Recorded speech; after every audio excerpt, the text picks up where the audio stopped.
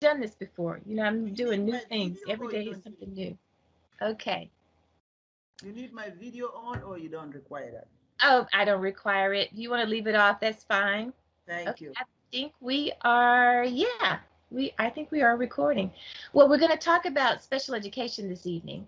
And specifically, we're going to talk about learning disabilities. I should say that. We're going to talk about learning disabilities, what that means, and how we are responsible as educators for making sure that the lessons we design for all of our students include our learning disabled members of the class who are going to require us as educational experts to accommodate for their learning disabilities.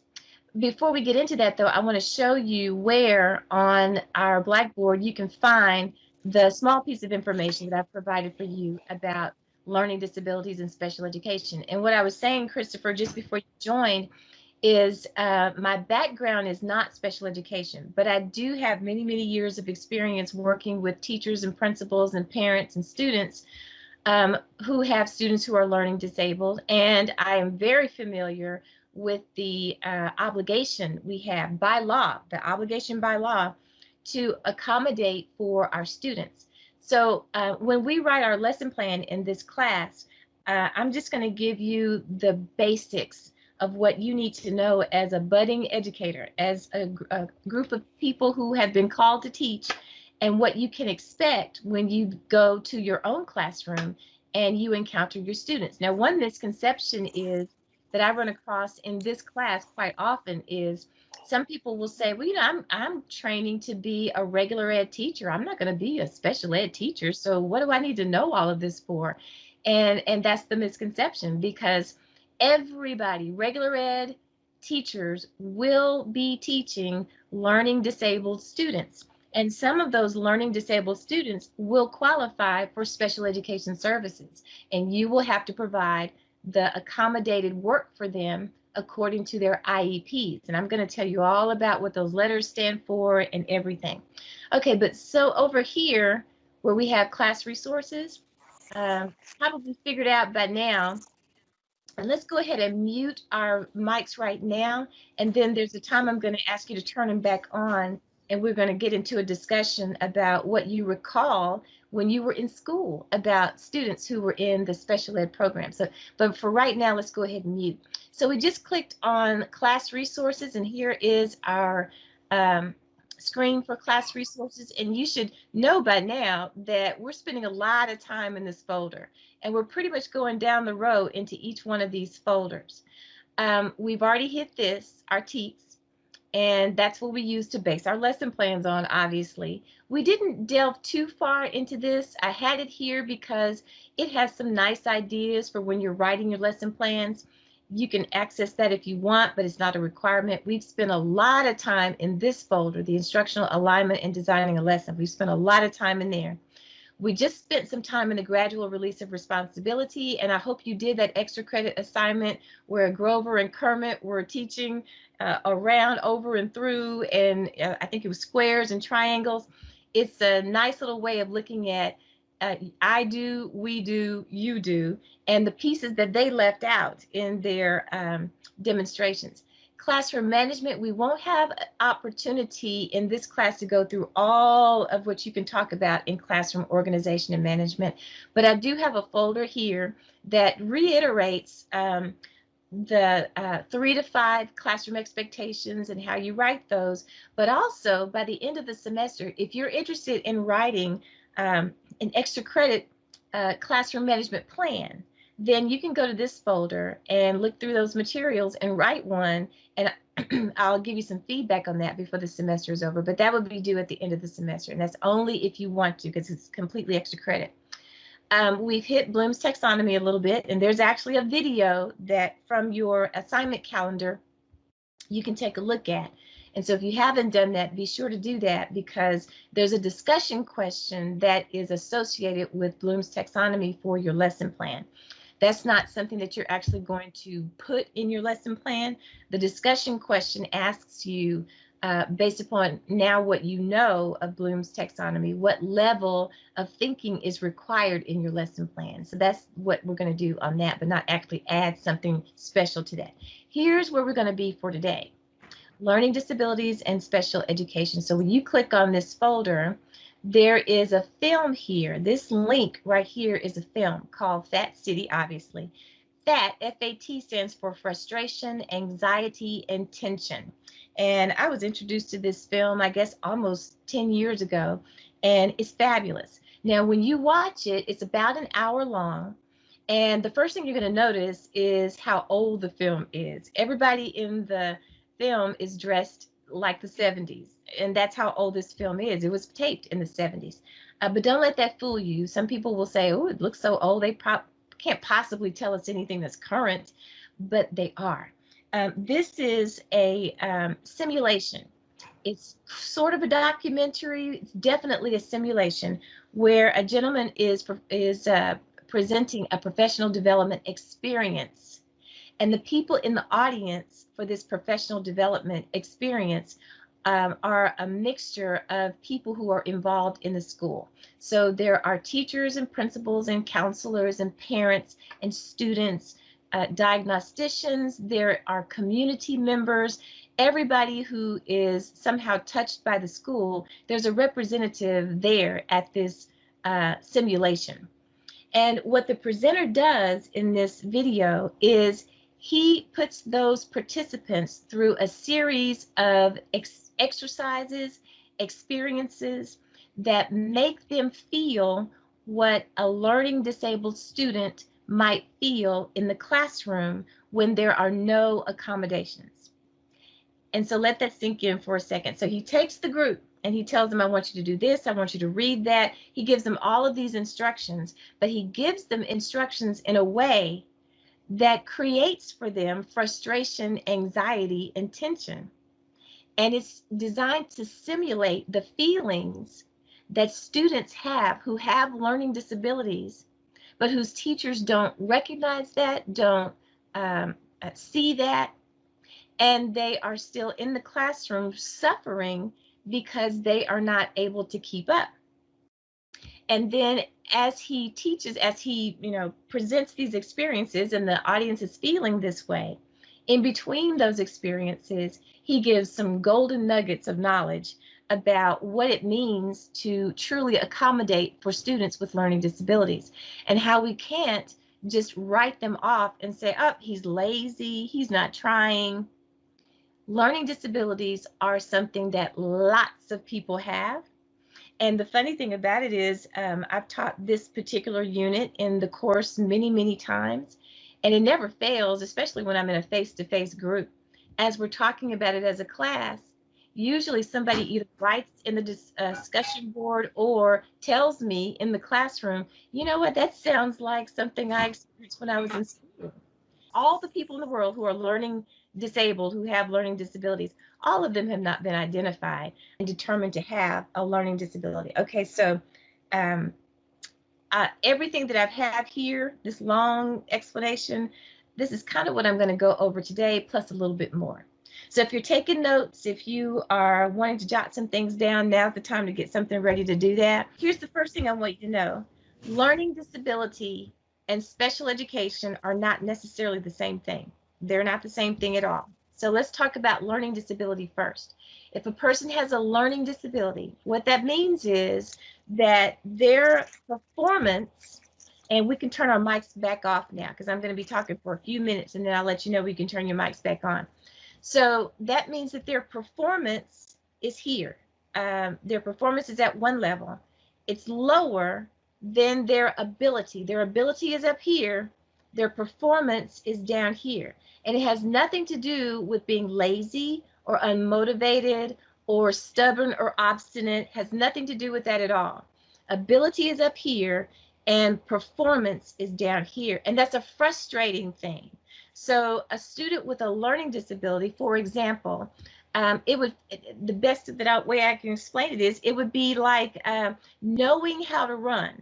Okay, I know how to run. I know how to put one foot in front of the other. I know how to go fast. But there's a brick on my foot that's strapped to my foot. And even though I know how to run and my brain can get me there, there's something hindering me from getting there. Okay. And that's the physical way of looking at a hindrance. But what I'm talking about is a processing issue, an issue with processing that keeps the student from performing at the level of their ability. They should be performing at the level of their ability. Those things should be even. But the performance is down here because there is some type of processing issue that is hindering them from performing at that level. Okay? Notice I didn't say processing problem or something negative having to do with that processing.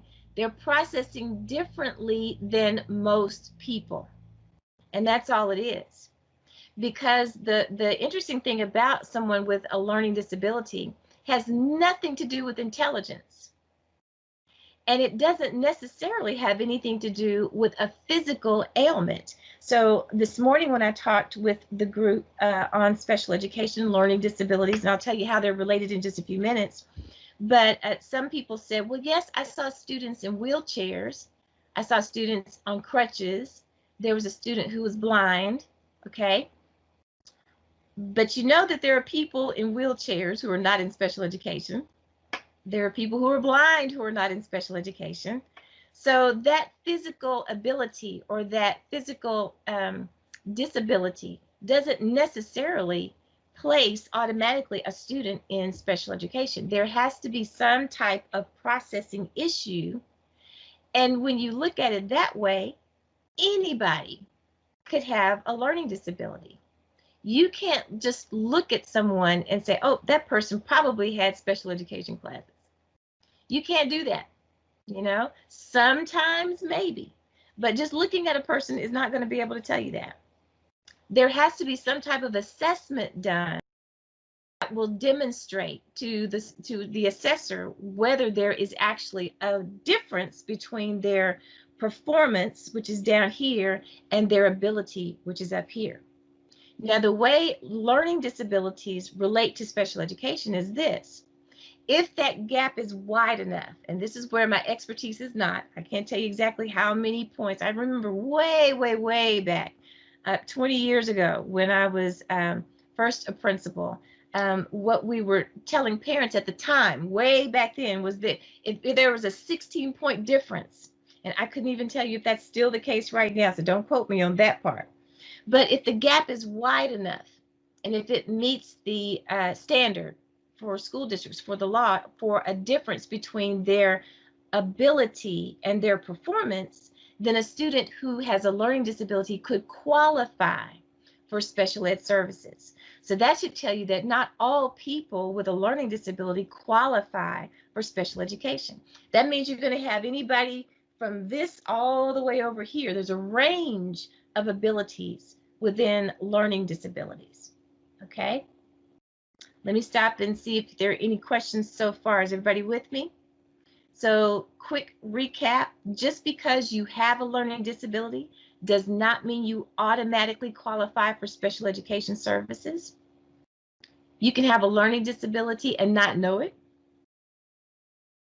You can have a learning disability and stay in a regular classroom the entire time. The teacher will provide accommodations, which I'll tell you about in just a few minutes. Okay. And so you can have people with learning disabilities that are ever so slight, you know, a mild learning disability. And anything from that all the way to severe and profound. And those severe and profound students are the ones that you saw in the smaller classes. Maybe you saw some in wheelchairs, maybe you saw some who were blind, those kinds of things. Those are severe and profound, but they've also got some type of processing issue that causes them to qualify to be in that class. Okay? So that's the difference between the two. Now, where you come in is this. This is the part where I said earlier, some I have a question. Yes. I have a question.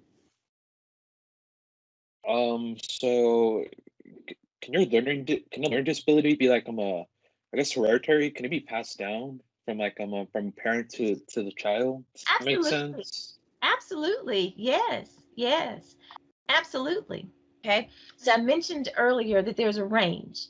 There are students who have very, very mild, slight learning disabilities, and those disabilities are a range of things. It could be, so I understand what I hear, but I'm unable to write it. Okay, so that's a processing issue. Okay, or I understand what I write. I don't do very well at listening. I mean, that's a processing issue. There are computation processing issues.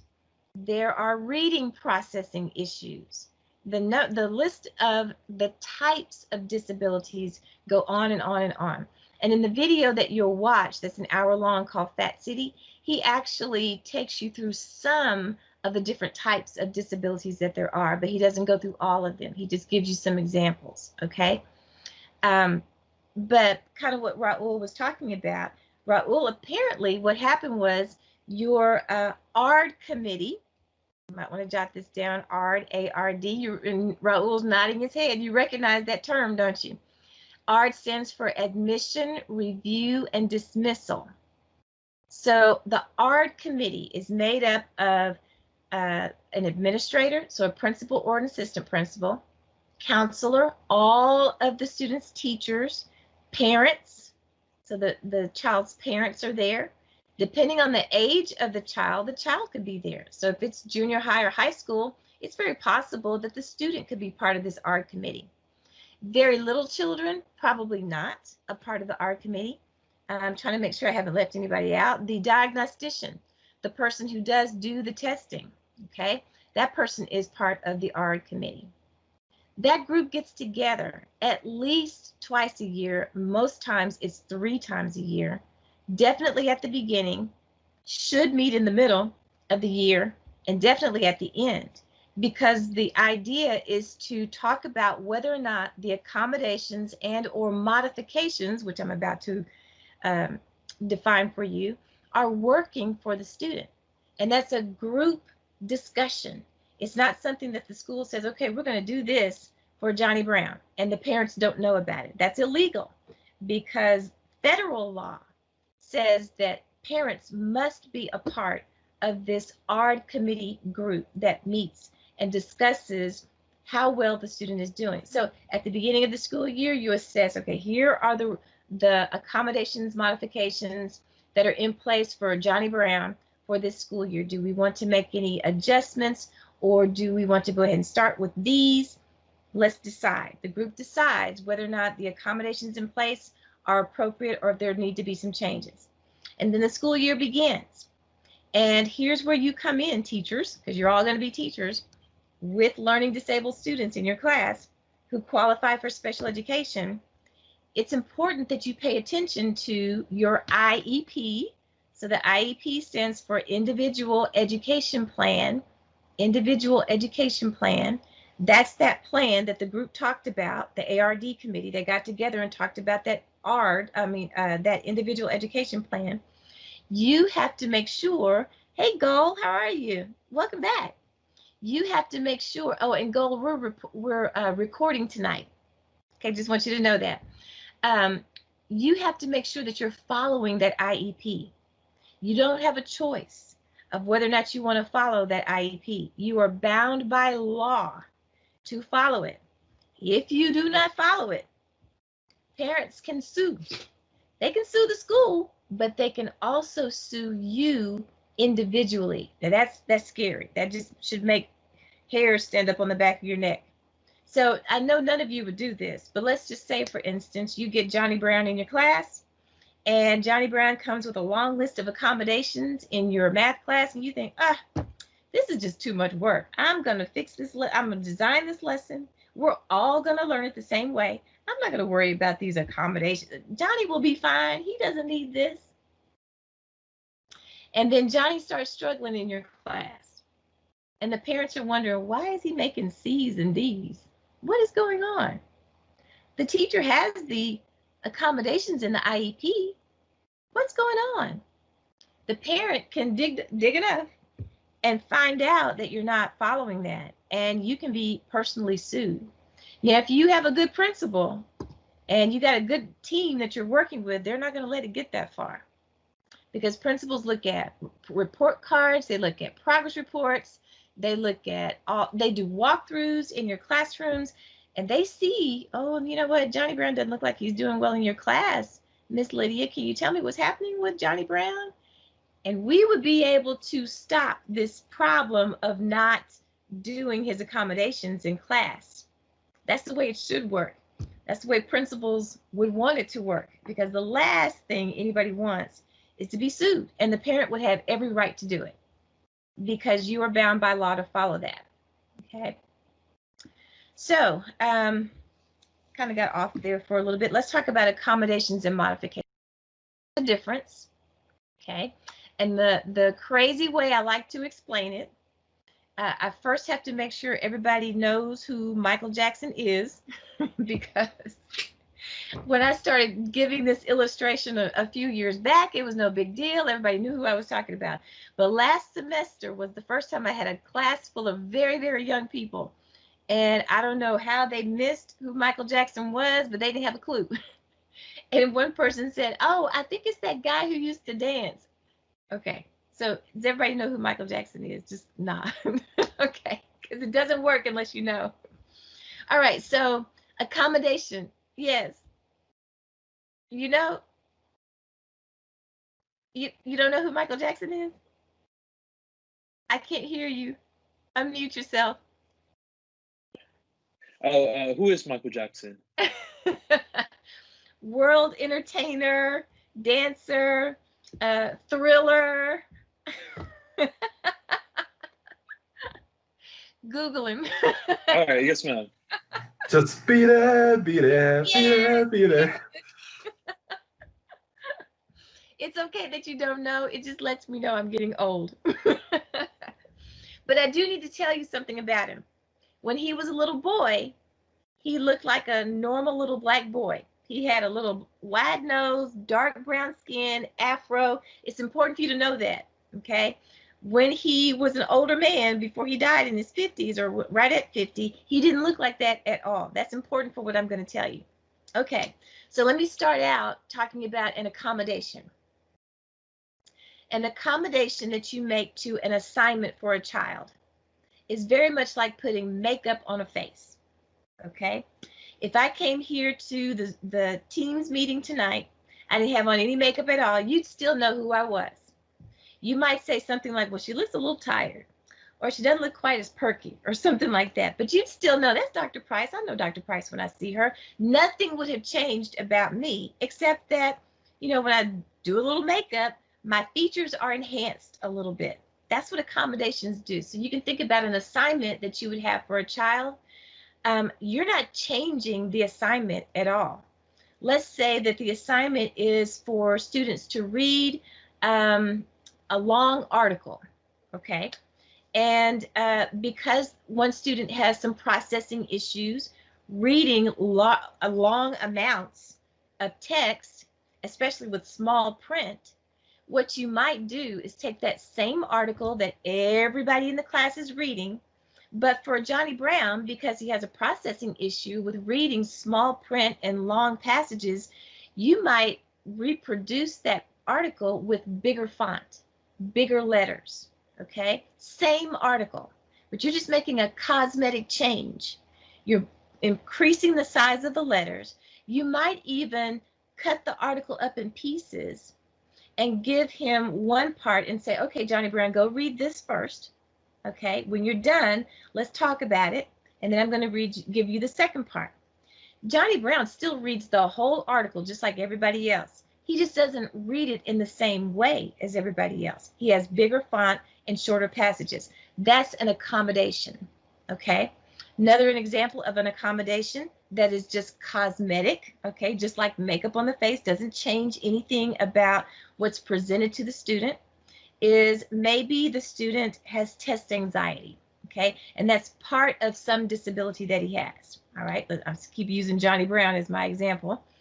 You might want to shorten the test, or you might want to give Johnny Brown extra time on his test. He still has the same information that he's being tested over. He's got to make the same grade as everybody else. You know, he's got to pass just like everyone else. but his test looks different because of his disability, and we're making accommodations for that disability. All right. So the big thing about accommodations is you're not changing anything about what the child is learning. You're not changing anything about what you're teaching, but you're doing the cosmetic things that make it perceivable, make it easier for that learning disabled child to perceive that information. But he learns the exact same thing. That's an accommodation. A modification, on the other hand, this is where Michael Jackson comes into play, okay? So when Michael Jackson was a little boy, if I had thought about it, I would have had a picture ready for you. When he was a little boy, he sang ABC with his Jackson 5 brothers and Rockin' Robin. He had an afro, he had bell bottoms, he had a little wide nose like little black boys do. He looked like a little black boy. As he aged, I don't know what he was thinking, but he narrowed his nose. His skin, and I believe he had vitiligo, and so his skin began to turn white anyway, but he just went on and finished it out. He just went on and made his whole face almost white. He did something to his hair, so it didn't have the normal kinks that most African Americans' hair have, like mine. He straightened it and made it kind of whatever, so that it just kind of flopped in the wind. He didn't look anything like what he did when he was a young boy. So that when you put the two pictures side by side, young boy and grown man, you would have thought it was two different people. That's a modification. So when you are giving students an assignment that has been modified, the child is not learning the exact same thing as everybody else. It is different. It may be in the same ballpark, okay? So Michael Jackson as a young kid and Michael Jackson as a man, it was still Michael Jackson, but it didn't look the same at all. So maybe the goal for math is to teach 3-digit multiplication, okay? And so the whole class is learning 3-digit multiplication. But Johnny Brown, because he has a modification, he's doing 1-digit multiplication. And the 3-digit multiplication that the rest of the class is doing is this way, but he's doing it this way like a first grader, okay? That's a modification. He's not learning the exact same thing. It's in the same ballpark, like the same subject, maybe the same kind of computation, but not the same goal. When you become a teacher, you will have more instances of accommodations than modifications. And the reason for that is the goal is for everybody. If they're not on grade level now, the goal is to get them on grade level. And so you don't get people on grade level keeping them in a state where they never reach doing the same thing as everybody else, okay? Some students must have those modifications because that's where they are. Long time ago, when I was a principal, if I recall correctly, and like I said, it could be different now because special ed law changes and updates, and that's not my background. But back in the day, if the learning disability caused the child to be 2 grade levels below everybody else, where they should be, then that's when they qualify for resource. And like I said, don't quote me on that because the law may be a little different right now. But it's an example of how a modification is very, very different from an accommodation. That's how far apart they are. And even those students whose work is being modified, the goal is to eventually get them on grade level. So teachers who teach students with modified work really hard. They work really hard to not only get them to master that modified work, but they're hopefully spiraling in the work that's going to finally get them on grade level eventually. And that brings me back to what ARD stands for, okay? So I told you earlier that ARD stands for admission, that's the A, review, that's the R, dismissal, okay? Admission is at the very beginning of the special ed experience. So you've got a child in your class and you're noticing some things about the way the child does his or her work. Now, write this down someplace. You're not a doctor. You're not a diagnostician. You don't diagnose, and you also don't have pockets full of money to pay for services that a child might need. Let me tell you where I'm going with that. When your parents talk with you, when you talk to the parents of your students, never, ever, ever, ever, ever, ever tell the parents, you know, I think you need to take your child to the doctor. Don't do that. And you also don't say, I think he has a learning disability. You don't do that either. What you do is say, you know, I'm noticing some things about what Johnny Brown is doing. And you describe what you see. That's all you do. Okay? Your principal, your assistant principal, they can have those other kinds of talks with parents about whether or not, you know, you want to investigate testing there at the school. Let your principals talk about that. All right? Diagnostician or the counselors, not you. If the parent says, well, what's the problem, Ms. Hernandez, what's the problem in class? What's going on with Johnny Brown? You can describe what Johnny Brown is doing all you want. So when I give Johnny Brown an assignment, I've noticed that a lot of print seems to overwhelm him. He doesn't even want to try to read it. But I did notice that when I cut it in half and I give him just little parts, he's more willing to read it. That's a description of what Johnny Brown is doing in your class. Okay? I did notice that when we're reading out loud, Johnny Brown is very, very responsive. He remembers everything that we talk about. When it's like when he hears it, it processes really well with him. He gets it. But then when I asked Johnny Brown to read the same thing, the very same thing that we just read out loud, I asked him to read it himself. He struggles. He doesn't want to do it. He gets frustrated.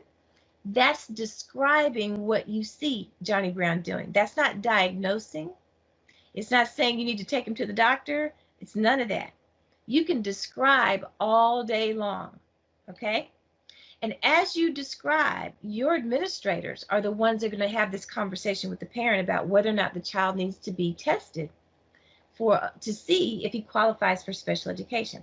And if he qualifies, that's where the A comes in, the admission part. Now he's qualified for special education. We're going to admit him into the special ed program. That's what the A in ARD stands for. Okay? So now Johnny Brown has been admitted. And when he's admitted, the diagnostician has given him a battery of tests. Reading tests, writing tests, hearing tests, math tests, all these different kinds of tests. And then if he qualifies, the diagnostician will say, yes, he qualifies for special education in these areas. He needs this kind of help, that kind of help, this kind of help in math or in reading or in science or whatever. Then that's when that group gets together, the ARD committee. They come together and they talk about the results of the testing and how Johnny Brown qualifies and exactly what his learning disability is and how severe it is. Okay, this testing is free to the parents. The parents don't pay any of that, okay? Which is another reason why if you say, you need to take him to the doctor and have him tested, guess what could happen? That parent could come back and say, oh, well, you know, Mr. Castaneda said that I could take him to the doctor. I did, so here's the bill. Your principal will not be happy. Not be happy. So don't ever, ever, ever do that because the school would be obligated to pay. What the school is saying when they say take your kid to the doctor is that we can't do anything. So go do what you need to outside the school and we'll pay for it. So don't you ever, ever, ever say that. Okay. All right. So he qualifies for special education.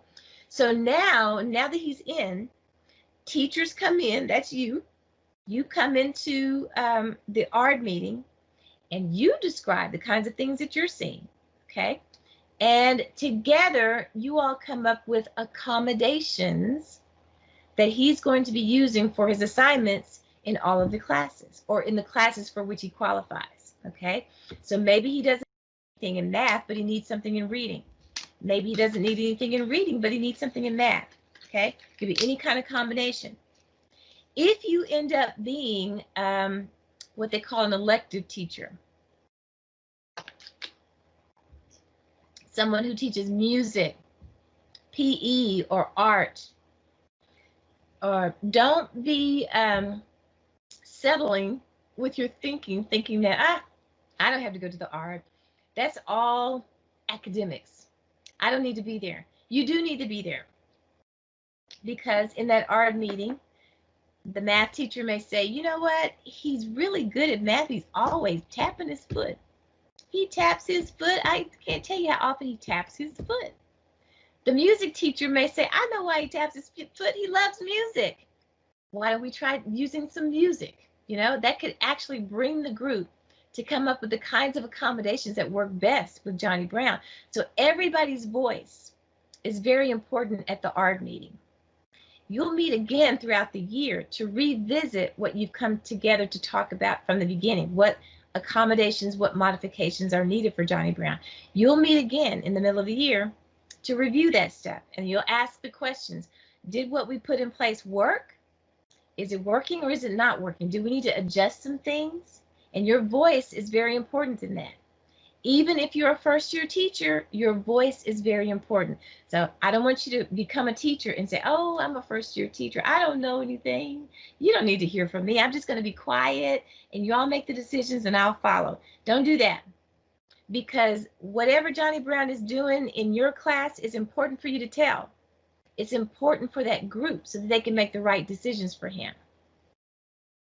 So that's admission, reviewing in the middle of the year. The dismissal part doesn't necessarily come at the end of the year, because most people, when they qualify for special education, most of them stay in it for some years. However, what's very little talked about, not talked about very often, is the D part. The D stands for dismissal. Dismissal means that eventually we want students to exit from the program. We don't enter students in special education just so that for the rest of their lives they stay in special education, although it happens. It happens. But the part of the art process that gets little attention, or a whole lot less attention than the admission and the review part, is the possibility of dismissal. Okay? So I hope that you are a part of a school when you get a job that is very attentive to the admission, review, and dismissal procedure, and that your school will be able to exit students from the program, that they will have learned to cope with their disability in such a way that they become more autonomous, because eventually they have to be, you know. There are accommodations in college. I have students that I work with right now who have accommodations. And I do know that there is some level of that in the workplace. But for the most part, when you graduate and get out and work on your own, you're on your own, and you're going to have to be able to handle yourself. You know, if you've got a reading disability, a computation disability, you've got to do something that you recall doing in school that's going to help you cope with that. We want students to be autonomous learners. We want students to be independent. You don't want them to grow to be dependent all the time on someone else. They've got to be able to function on their own. So the D part of art is very important as well. It's just not utilized nearly as much as the admission and the review part. Okay?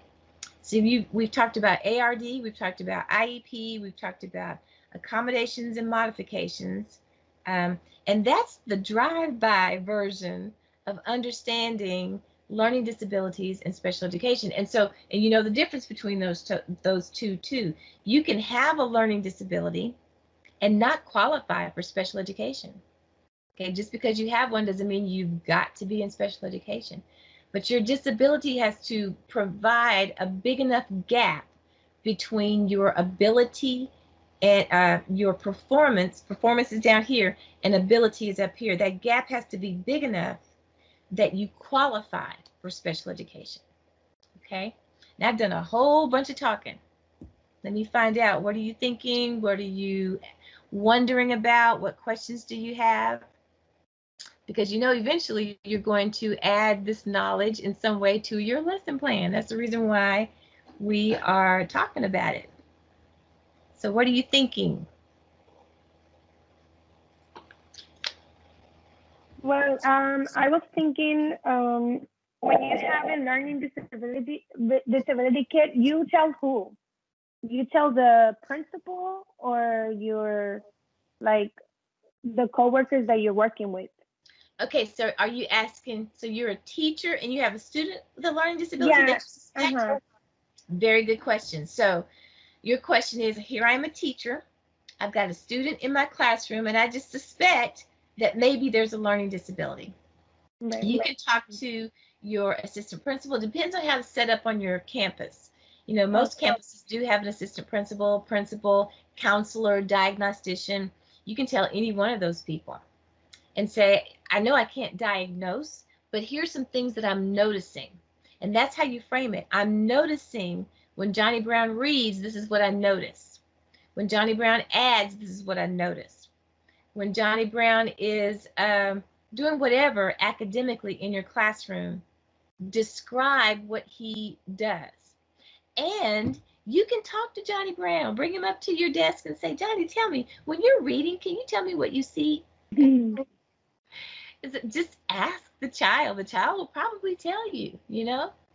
And that's how we got our questioning going. Okay, what else are you experiencing?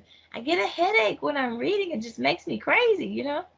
And that's how we ended up getting help. And so talk to the child, then you can go to your principal, your assistant principal, your counselor, and say, hey, I need to tell you what Johnny Brown told me when I asked him about reading. What can we do about that? Your supervisors can help get the ball rolling if the ball is to be rolled, you know? It could be this situation where, you know, let's go look at his record, his cumulative folder, because maybe someone has recognized this before. Maybe there are already some accommodations in place, you know, but that's where you go with that. You start with your supervisors, ask your child, you know, what's he's experiencing, and then your supervisors can guide you from there.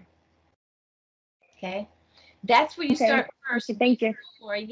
Before you call the parent, because there may be something going on that you don't know about. Now, you should, at the beginning of the year, you should be given all of the documentation on everybody in your class who has been identified. You should be given that, okay? But still, I would start with my administrators before I make the phone call to the parent, because you don't want to unnecessarily alarm the parent when there's maybe something in place for you to do already. That's a really good question. What other questions? I had one parent 2 years ago asking me about his son. He was telling me that if he was acting kind of weird or if I thought that he had any disability, like you say, we're not supposed to say nothing. So I was like, I don't think so. I don't think he has anything. He's just like, and I started to explain to him the way that he acts in the class. But I did learn that from school. They told you when you have the training, they told you not to tell the parents about disabilities or nothing. Because we're like you say, we're not doctors. Exactly. Yeah. But we can describe what we see. Yeah. So every time we sit down to read, that's when Johnny starts fidgeting around. You can describe that. You can tell people that that's what you see. That's not diagnosing. Yeah, but you're right. You were told correctly. That's absolutely right. Mm-hmm. Let's talk a minute about your lesson plan. Like, why in the world are we learning all this? Let's go look at your lesson plan for a second. Well, and first of all, I didn't get your lesson plan gradual release of responsibility portions graded this time. I did not get it done. I'll have it done for next time. But let's go back to the learning disabilities section of Blackboard to see what you're eventually going to do. That's what I meant to say. So all this writing that I put here, this is a shortened version of most of what I said here tonight, but you can go back and listen to the audio when I'm done, because I did cover a whole lot more than what is here. But what I wanted you to see is you do need to click on this link. First of all, make sure you watch this film. Make sure you click on this and watch that film. That's a must. You must do that, okay? And then also, after you read this whole section, make sure you click on this link here for special ed laws, all right? And then it says now access the handouts that are down here. and there is a section called scenario. So let me start back up here and just move down to what all you need to look at. If I were you, I would download everything here. You don't have to print it out, but I would download it because it's very good information. This first thing is the Fat City Listening Guide, and that's not a grade. You don't have to turn it in, but as you watch that film called Fat City, it would help you identify some kinds of learning disabilities, not all by a long shot, but you'll be acquainted with some.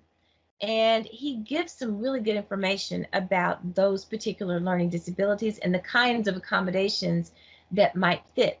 So I would listen to the movie and fill out the guide as you go, and just keep that for future reference, because you are going to have more instruction on learning disabilities and special education in your subsequent classes, okay? This document is accommodations versus modifications, okay? So we learned about that tonight, and that's going to reiterate what I told you. It won't use the Michael Jackson illustration, but it does tell you in plain English the differences between the two. This is another document that talks about strategies and interventions and how they differ from accommodations and modifications. So you can read that if you like. This is one that is, I think I would put a star by this if I could. These are the ideas for special education accommodations, okay? Ideas for accommodations. And this one too, I would put a star by this one, common modifications and accommodations, because here's what I want you to do. I would like for you to click on this link, scenarios. When you open it up, it's going to be a page that looks like this, okay? And each one of these paragraphs is a scenario, a make-believe situation. And it tells you, for instance, Tanya is an 8th grade student who loves science, and it's going to describe her disabilities. It's going to describe what she likes to do, what she doesn't like to do, what things seem to frustrate her, what she is struggling with. And what I'd like you to do is use the documents in Blackboard that I just showed you, especially the one called Common Accommodations and Modifications and Ideas for Special Education Students. Use those two documents in particular to look at your lesson plan and determine how would you write an accommodation for this student. Now, all these students in here aren't going to fit your lesson plan. Like this is Tanya, who's an 8th grade student. So let's say I know Christopher's lesson plan is on science, right? Right, Christopher, you're doing a science lesson plan? I think he's doing a science lesson plan. So if Christopher wants to, he can make Tanya the grade that he's teaching in his lesson. This says 8th grade, but he can change that, okay? Let's say he's doing 5th grade, okay? He can say Tanya is a 5th grade student with these characteristics, okay? You pick whichever one you want. Doesn't matter, okay? Just choose one. And know this, that is probably the only time in your entire life, unless you write lesson plans for another class, it's going to be the only time in your entire life that you get to choose the modifications like this. Because any other time you're going to be working with a group of people in an ARD meeting, and it will be a group decision, okay? But I just wanted you to kind of get some practice on what it feels like to think about, I've got this student with these characteristics and this particular learning disability. How am I going to accommodate my lesson for this student? How am I going to accommodate what I do? So I ended that class with the students who came that evening. Okay? We had fun together. The other real but thing I wanted to make sure that you knew how to incorporate the special education piece or the learning disability piece in your elementary lesson plan. And so that's what we're going to go over right now. If you will make sure that you're in Blackboard in the class resources folder,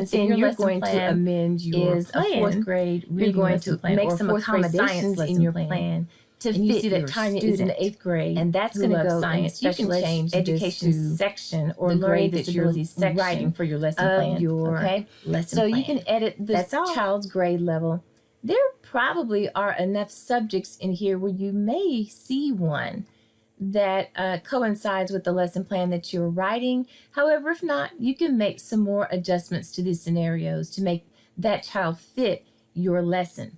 But the real fitting should be that when you are looking at the disability that is described for this child, that you will make your lesson accommodations fit that child's disability. That's the assignment. So you're going to choose a scenario, adapt the grade level, perhaps the subject if necessary, then open up those accommodation sheets that I showed you about just a few minutes ago. Here's an example of one that has several ideas that you can pull from for accommodations. And so does the other. So that's what your assignment is. You're going to add to your lesson plan the student that you see in one of those scenarios, scenario of your choice. You can amend the scenario just a little bit to fit your lesson plan grade level, lesson plan subject, but then you're going to amend your plan. You're going to make some accommodations in your plan to fit your student. And that's going to go in the special education section or learning disabilities section of your lesson plan. That's all.